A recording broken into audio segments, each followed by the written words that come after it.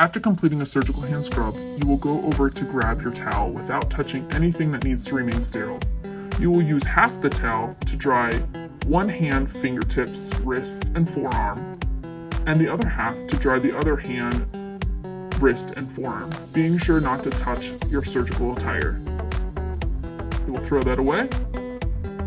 Grab your gown without touching your gloves, slide your hands in, find a safe place to unfurl your gown, and keep your hands inside the sleeves of the gown.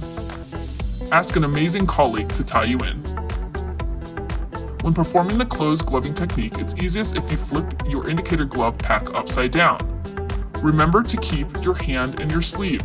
As you flip the glove over, you're going to work your hand slowly out of the sleeve into the glove. This is a task that is difficult for most new people and does take time to master. Gloving your dominant hand is preferred, and then your non-dominant hand second. Next, you will put on your top glove. You may use the open glove technique, which you may be more comfortable or familiar with. Be sure not to touch your gown to anything unsterile. Next, you will hand over your tie card to a colleague, spin, and do the final tie-in. You are now a sterile field. Good job.